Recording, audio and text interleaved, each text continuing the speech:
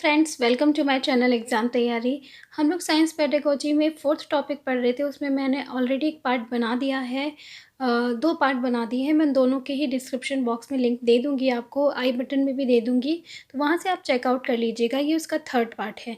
इसमें हम देखेंगे हस्त सिद्धांत क्रियाकलापों का महत्व। तो हमारा 4th टॉपिक जो था वो क्या था कि विज्ञान जो है उसमें हम कौन-कौन से उपागम यानी अप्रोचेज़ जो है उनका इस्तेमाल करते हैं। तो मैंने आपको बताया था। तो जो हमारा विज्ञान है, क्योंकि विज्ञान क्या है, एक प्रैक्टिकल सब्जेक्ट है, यानी जिसमें हम जितने ज़्यादा प्रैक्टिकल करेंगे, हैंड ऑन एक्टिविटीज़ करेंगे, यानी हाथों से काम करेंगे, तो उतना ही जल्दी हम विज्ञान की जो धारणाएँ हैं, अवधारणाएँ हैं, उनको सीखेंगे। साथ ही साथ वो जो भी हम सीखेंगे वो कैसा रहेगा, हमारे लिए लॉन्ग लास्टिंग रहेगा, वो ज्ञान ज़्यादा समय तक बना रहेगा। तो इसलिए विज्ञान में जो हस्त सिद्ध क्रियाकलाप है उनका बहुत ज़्यादा महत्व है। और इस टॉपिक से रिलेटेड क्वेश्चन भी बहुत आए हैं पेडागोजी में।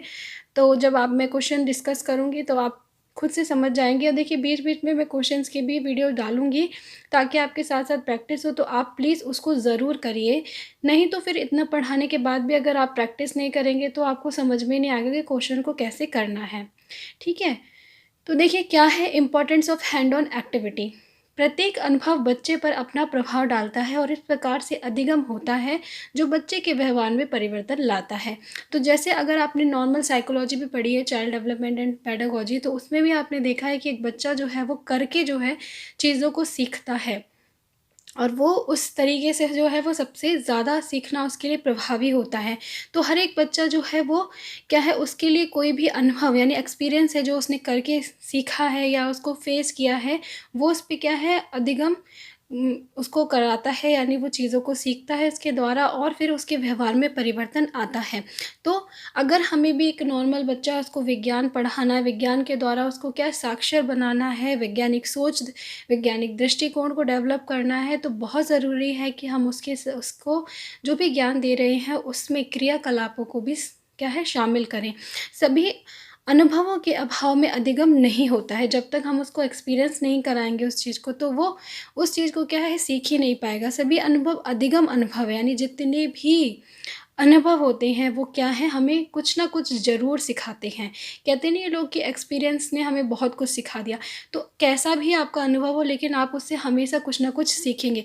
तो यही चीज़ जो है यहाँ पे विज्ञान में इसका प्रयोग किया जाता है, बच्चों के अनुभव का। ठीक है, बच्चों को ज़्यादा से ज़्यादा एक्सपीरियंस दिया जाता है, करके सीखने का मौका दिया जाता है, ताकि वो ज़्यादा से ज़्यादा अनुभव के द्वारा ज्ञान को अर्जित करें। देखना, सुनना, महसूस करना, स्वाद लेना और सूंघना आदि सब क्या है अनुभव, यानी जो हमारे 5 सेंसेस हैं जिनका इस्तेमाल हम करते हैं, वो क्या है, वो हमें अनुभव प्रदान करती हैं। और हमें कोशिश करनी है कि हमें विज्ञान में उनके जो सेंसेस हैं उनका इस्तेमाल करना है। अब इसका महत्व क्या है, ठीक है? तो हाथों से करने वाले अनुभवों की भूमिका एवं महत्व और किन बातों का जो है आपको ध्यान रखना है वो भी हम इसमें देखेंगे। अधिगम अनुभव कई प्रकार के हो सकते हैं। एक महत्वपूर्ण विधि है हाथों से करने वाले अनुभव। अब जो अधिगम अनुभव हमने देखा कि जब हम 5 सेंसेस जो है इनका इस्तेमाल करते हैं और उससे हमें अनुभव मिलते हैं, वो अनुभव से जो हम सीखते हैं वो अधिगम अनुभव होता है। तो ये कई प्रकार का हो सकता है, लेकिन हाथों से करने वाले अनुभव यानी कि जब आप चीज़ों को टच करके काम करते हैं, जिसको हम करके सीखना कहते हैं, लर्निंग बाय डूइंग कहते हैं, वो बहुत ही ज़्यादा कैसा है, बहुत ज़्यादा उसका महत्व होता है लर्निंग प्रोसेस में। ठीक है? और एनसीएफ 2005 ने भी ये बात को बोला है कि हमें बच्चों को क्या है चीज़ों को करके सीखने पे बल देना है और वो खुद से करके चीज़ों को सीखें। तो इसलिए जो हाथों की एक्टिविटी यानी हैंड ऑन एक्टिविटीज़ है या सिद्ध क्रियाकलाप जो हैं, प्रैक्टिकल वर्क जो है, वो बहुत ज़्यादा ज़रूरी है। हाथों से करने वाले अनुभव में शिक्षार्थी को उपकरण, यंत्र व अन्य पदार्थों को प्रयोग करने का अवसर मिलता है। छात्रों की सक्रिय प्रतिभागिता से अधिगम होता है। तो क्या है, बच्चे एक तो खुद से करके सीखते हैं, जितने भी आपके उपकरण, यंत्र हैं उन सब के, उसके साथ साथ बच्चे कैसे इसमें सक्रिय रहते हैं, एक्टिव रहते हैं, उनको एक्टिव रहने का मौका मिलता है और पार्टिसिपेट कर पाते हैं। ठीक है, अधिगम प्रक्रिया में।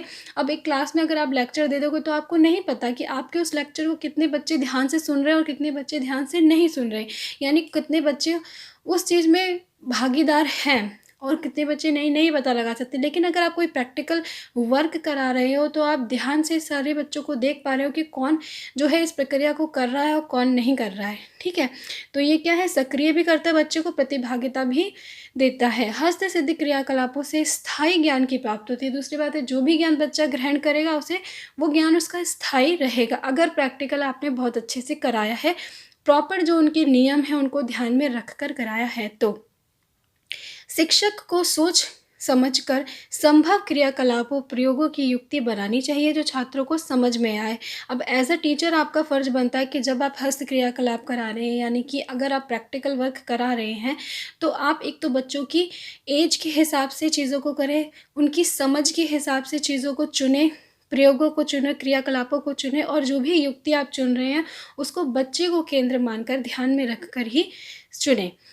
क्रियाकलापों से संबंधित सुरक्षा उपायों का ध्यान भी बहुत रखना ज़रूरी होता है। देखिए, अब जैसे आपने देखा होगा कि बहुत बार लेबोरेटरी वगैरह में क्या है, बहुत सारे एक्सीडेंट वगैरह हो जाते हैं ना, तो बहुत ज़रूरी है कि आप ध्यान रखें पूरा सुरक्षा का, कि इन केस अगर कुछ होता है तो वहाँ पे आपके पास फर्स्ट एड भी होना चाहिए, सारी सुविधाएं होनी चाहिए, और कोशिश ये होनी चाहिए कि किसी को भी हानि ना पहुँचे।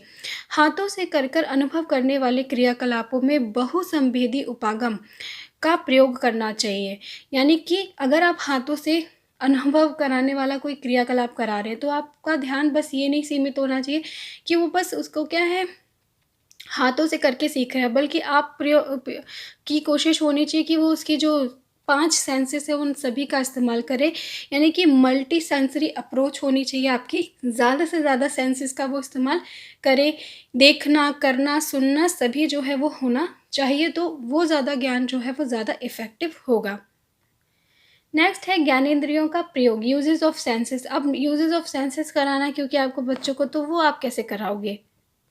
शिक्षण की सफलता विभिन्न ज्ञानेंद्रियों के अधिकतम प्रयोग पर निर्भर करती है। यानी कि अगर आप ज़्यादा से ज़्यादा इंद्रियों का प्रयोग कराते हो बच्चों से, तो वो ज्ञान जो भी मिलता है उन्हें, वो उन्हें याद रहता है। यानी कि जैसे सपोज़ दैट अगर आप कोई साइंस में टॉपिक पढ़ाना चाहते हो, उसको अगर आप प्रैक्टिकल भी करके दिखाओ, एक लेक्चर भी दे दो बच्चों को, उसे आप स्लाइड शो भी करा दो, स्लाइड पे भी सारी चीज़ें दिखा दो, बाहर भी अगर आप वातावरण में संभव है तो लेके जाओ उन्हें, तो ये जितनी भी ज़्यादा उनकी जो ज्ञानेंद्रियाँ यानी वो देखें भी चीज़ों को, करके भी देखें, सुने भी अच्छे से, तो वो ज्ञान जो है वो अच्छा उन्हें अच्छे से समझ में आएगा।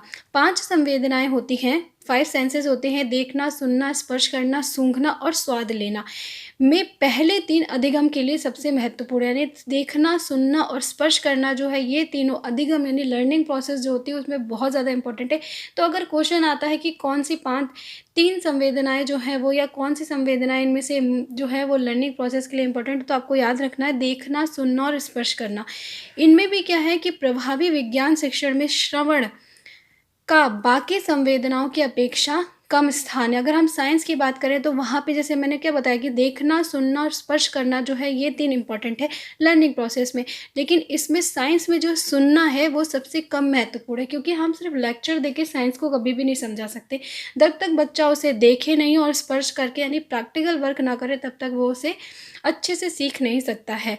तो दृष्टि संवेदना जो है, यानी कि देखना, जिसका मतलब है प्रदर्शन का अधिक प्रयोग करना चाहिए। तो सबसे इम्पोर्टेंट जो है साइंस में वो है देखना, क्योंकि भले ही अगर आपने प्रैक्टिकल बच्चों से करवाया नहीं है, लेकिन अगर आप प्रैक्टिकल खुद से करके दिखा रहे हैं, या कोई मॉडल दिखा रहे हैं, या कोई स्लाइड शो करके दिखा रहे हो, तो भी आपकी जो टीचिंग प्रोसेस है वो काफ़ी इफ़ेक्टिव होती है, और बच्चों की लर्निंग प्रोसेस काफ़ी इफ़ेक्टिव होती है। तो सबसे ज़्यादा महत्व जो है शिक्षा में, स्पेशली विज्ञान में, वो दृष्टि संवेदना का है, और सबसे कम महत्व इन तीनों में से अगर देखा जाए तो श्रवण का है। ठीक है।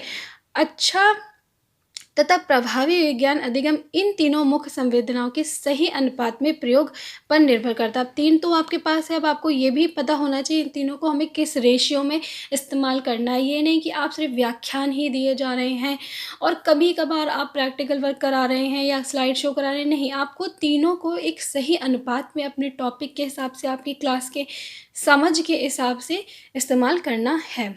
फिर है बच्चों के अधिगम में स्वयं के अनुभव की भूमिका, यानी बच्चे खुद से भी अपने लाइफ में बहुत सारी चीज़ें अनुभव करते हैं। ठीक है, स्कूल में आकर भी क्या है, अनुभव करते हैं, अवलोकन करा है उन्होंने, ऑब्जर्व करते हैं बहुत सारी चीज़ों को, तो वो सबका क्या महत्व है उनकी शिक्षा में, उनके अधिगम में, अधिगम प्रक्रिया में जब कोई बच्चा संवेदनाएँ ग्रहण करने के लिए अधिक ज्ञानेंद्रियों का प्रयोग करता है, तो वह न केवल संज्ञानात्मक क्षेत्र का बल्कि कौशलात्मक व भावनात्मक क्षेत्र का भी प्रयोग करता है। यानी अगर आप ज्ञानेंद्रियों का, उसकी ज़्यादा से ज़्यादा ज्ञानेंद्रियों को प्रयोग में लाकर उसको शिक्षा देते, तो सिर्फ़ उसका ज्ञानात्मक जो क्षेत्र होता है, यानी सिर्फ़ उसे ज्ञान की प्राप्ति नहीं होती, बल्कि एक तो वो क्रिया कर रहा है, तो कौशलात्मक क्षेत्र जो है उसमें भी विकास होता है, क्योंकि वो क्रिएटिव होता है, क्रिएटिविटी, रचनावाद जो होता है उसका भी विकास होता है, और साथ-साथ भावनात्मक क्षेत्र जो है उसका भी विकास होता है।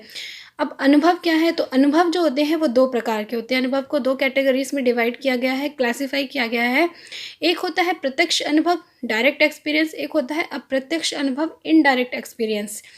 तो जैसे कि नाम से ही पता चल रहा है, प्रत्यक्ष अनुभव यानी डायरेक्ट एक्सपीरियंस, जिसे एक बच्चा खुद से करे, डायरेक्टली उसने ही उसे फेस किया हो, उसने ही उसे एक्सपीरियंस किया हो। तो इसका तात्पर्य विभिन्न वस्तुओं, संकेतों से संबंधित स्वयं अनुभव की जाने वाली अधिगम प्रक्रिया से है। इसमें प्रत्यक्ष ज्ञानात्मक अधिगम भी शामिल है। तो क्योंकि इसका नाम है प्रत्यक्ष अनुभव, यानी कि बच्चा डायरेक्ट खुद से जो चीज़ों को अनुभव करे, जैसे कि एग्जाम्पल के लिए वस्तु और उपकरणों का अवलोकन और प्रयोग करना, यानी वो खुद से जो भी वैज्ञानिक उपकरण है उनको देखे, ऑब्जर्व करे और उनका प्रयोग करे। मॉडल, चार्ट, परियोजना आदि बनाना, ये सब भी बच्चा खुद से ही बनाने के लिए आपने उसको दिया कि कोई असाइनमेंट, मॉडल बना के लाओ, चार्ट बना के लाओ या प्रोजेक्ट, तो इसमें भी वो क्या है, खुद से अनुभव कर रहा है। मौखिक या लिखित विवरण का चित्रण, यानी कुछ लिखा हुआ है या कुछ आपने उसे बताया है, उसका आपने बोला कि चित्रण करके दिखाओ, ठीक है। तो यहाँ पे भी बच्चा क्या है, क्रिएटिव है, खुद से ही क्रिएटिविटी कर रहा है। सामान्यीकरण का सारांश प्रस्तुत करना, अब मान लिया आपने कोई उसे थ्योरी पढ़ाई या कोई टॉपिक पढ़ा है, उसके बाद आप उसको खड़े होकर बोलते हो कि इसका सारांश बताओ कि आपने क्या समझा इससे। तो वहाँ पे भी बच्चा क्या है, एक्टिव है, खुद से कर रहा है, आपकी पूरी स्टोरी जो आपने बताई है उसका सार वो बताएगा। तो जहाँ पे भी बच्चा खुद से किसी चीज़ को क्रिएट कर रहा है, ठीक है, तो वहाँ पे वो क्या है, उसका डायरेक्ट अनुभव कहलाएगा। महत्वपूर्ण तत्वों, बिंदु आदि की सूची बनाना, ठीक है, जैसे हम शॉर्ट नोट्स बनाते हैं, ठीक है, तो वो भी वो खुद से बना रहा है, तो वो खुद के अपने अनुभव, अपना जो भी उसने अवलोकन किया, जो भी ऑब्जर्व किया, उसके बेसिस पर ही बनाएगा, है ना। तो ये सारी चीज़ें हो गई प्रत्यक्ष अनुभव। अब प्रत्यक्ष अनुभव क्या होता है? इनडायरेक्ट अनुभव क्या है कि ये ऐसे अनुभव हैं जिनमें छात्र बिना स्वयं अनुभव या क्रिया के अधिगम प्रतिफल प्राप्त करते हैं, ठीक है। तो ये कौन से अनुभव है? क्योंकि ये इनडायरेक्ट अनुभव है, यानी इसमें बच्चा खुद से तो कुछ नहीं करता, लेकिन उसे अधिगम होता है, यानी वो चीज़ों को सीखता है, लर्निंग तो होती है। तो यहाँ पे जब खुद के अनुभव से लर्निंग नहीं हो रही, मतलब खुद के अनुभव नहीं है और लर्निंग भी हो रही, तो किससे हो रही होगी? ऑब्वियसली किसी और के अनुभवों के द्वारा। तो ये दूसरे के प्रत्यक्ष अनुभवों का प्रयोग करते हैं। तो अप्रत्यक्ष अनुभव में हम क्या करते हैं, दूसरा जो होता है वो अनुभव कर रहा होता है, हम उसे देखते हैं और फिर सीखते हैं। जैसे कि टीचर आपके सामने प्रैक्टिकल कर रहा है और आप उससे सीख रहे हैं, तो आपने वहाँ पे खुद से तो उस प्रैक्टिकल को करके अनुभव नहीं किया, लेकिन आपके सामने वाले ने प्रत्यक्ष अनुभव किया और उससे आपने सीखा है। ये बहुत महत्वपूर्ण है, क्योंकि प्रत्येक चीज़ का स्वयं अनुभव असंभव है। अब ये क्या है, प्रत्यक्ष अनुभव जो है उनका भी बहुत बड़ा रोल है, क्योंकि हर चीज़ जो है आप स्वयं से अनुभव नहीं कर सकते हैं। जैसे कि मान लिया हम अगर बच्चों को उसके बारे में बताना चाह रहे कि बाढ़ क्या होता है, ठीक है, टॉर्नेडो क्या होते हैं, ये बिजली गिरना क्या होता है, ये सारी चीज़ें तो हम उसे अनुभव करके नहीं बता सकते ना। हम उसको क्या है, बता सकते हैं कि हमने क्या क्या देखा है, क्या क्या चीज़ें हमने सुनी हैं, तो उन सब चीज़ों के बारे में हम चर्चा कर सकते हैं। तो ये उदाहरण हो जाएंगे अप्रत्यक्ष अनुभव के, जैसे मौखिक चर्चा करना, भाषण आदि को सुनना, चित्र, नक्शे, चार्ट, मॉडल आदि का अवलोकन करके। अब चित्र, नक्शे, चार्ट, मॉडल जब हम बच्चे को बनाने के लिए दे रहे हैं खुद से, तो वो उसका स्वयं का अनुभव था, प्रत्यक्ष अनुभव। लेकिन अगर हम किसी और के बनाए हुए चार्ट या चित्र को उसको बोल रहे हैं कि देखो, इन्हें ऑब्जर्व करो, ठीक है, और इनसे चीज़ें सीखो कि इसमें क्या दिया गया है, तब वो उसका अप्रत्यक्ष अनुभव होगा, पुस्तकों, पत्रिकाओं को पढ़कर या उन पर चर्चा करके। तो ये जो उदाहरण है वो बहुत ज़रूरी है आपको पता होने। बहुत सी क्रियाकलापों में प्रत्यक्ष और अप्रत्यक्ष अनुभव दोनों शामिल होते हैं। अब कुछ एक्टिविटीज़ ऐसी होती है जिसमें बच्चे दोनों ही अनुभवों को क्या है शामिल किया जाता है। प्रत्यक्ष अनुभव सबसे प्रभावी होते हैं, परंतु हम सब अनुभव प्रत्यक्ष रूप से छात्रों को नहीं करा सकते। तो दोनों में अगर कंपैरिजन किया जाए तो अगर बच्चा खुद से किसी चीज़ को अनुभव कर रहा है तो वो ऑब्वियसली ज़्यादा इफ़ेक्टिव होगा। तो प्रत्यक्ष अनुभव जो है वो ज़्यादा प्रभावी होते हैं। दैनिक शिक्षण प्रक्रिया में अप्रत्यक्ष अनुभवों का प्रयोग अधिक व्यावहारिक है, लेकिन जो डेली रूटीन की जो क्लासेस होती हैं यानी डेली बेसिस पे जो क्लासेस लगती है उस पे हम हमेशा प्रत्यक्ष अनुभव नहीं दे सकते हैं।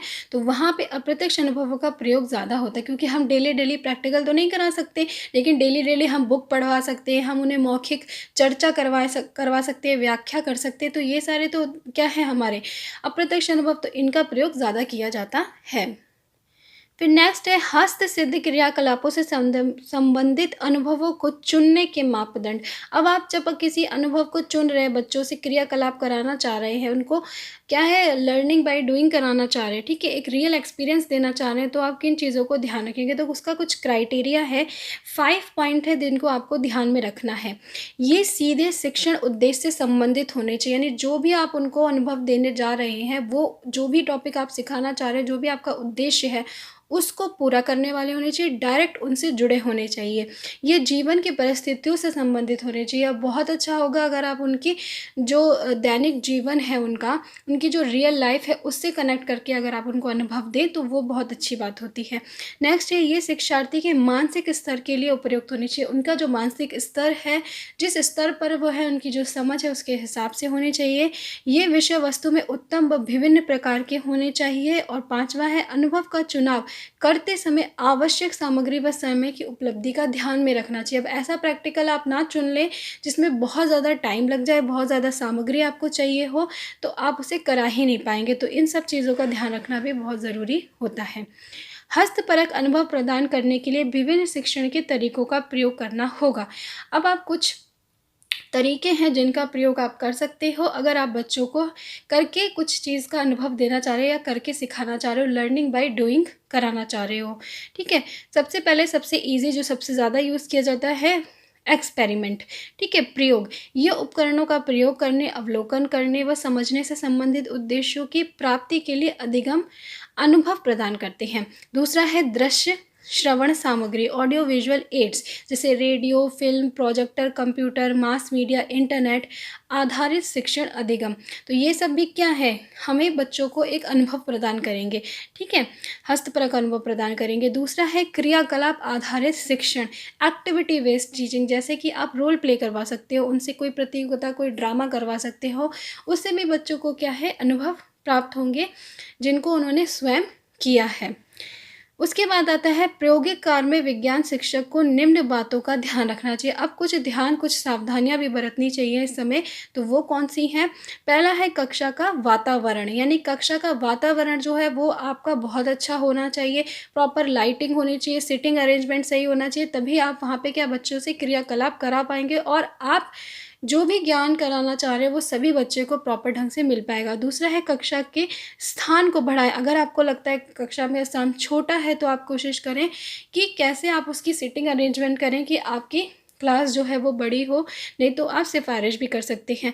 कक्षा के बाहर के स्थान का उपयोग, और इन केस ये पॉसिबल नहीं है कि कक्षा के स्थान को आप बढ़ा सकें तो आप बाहर ले जा सकते हैं बच्चों को, और चीज़ों को उनको क्या है प्रत्यक्ष रूप से दिखाने के लिए भी आप बाहर का जो वातावरण होता है, जैसे हमारे स्कूल का गार्डन हो गया है ना, वहाँ से भी बच्चे बहुत कुछ सीख सकते हैं।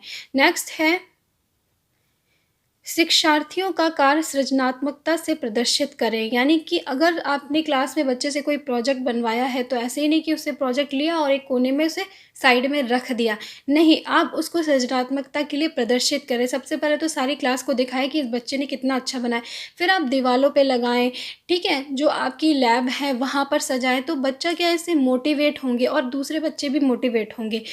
फिर है नेक्स्ट कि मनोवैज्ञानिक सामाजिक पर्यावरण का विकास करें। यानी कि बच्चे, आपका जो क्लास हो वो कैसी होनी चाहिए, बहुत ही ज़्यादा सोशल होनी चाहिए, उनकी साइकोलॉजी, बच्चों की साइकोलॉजी के अकॉर्डिंग होनी चाहिए। नेक्स्ट है सुरक्षा का ध्यान दें। बहुत ज़रूरी है कि आप सुरक्षा का ध्यान दें, किसी भी तरह की लापरवाही नहीं होनी चाहिए। अधिक व्यक्तिगत आवश्यकताओं वाले शिक्षार्थियों की ओर ध्यान दें। अगर आपको लगता है कोई बच्चा आपकी क्लास में कमज़ोर है, उसको ज़्यादा ज़रूरत है ध्यान देने की, तो उस पर विशेष ध्यान ज़रूर दें।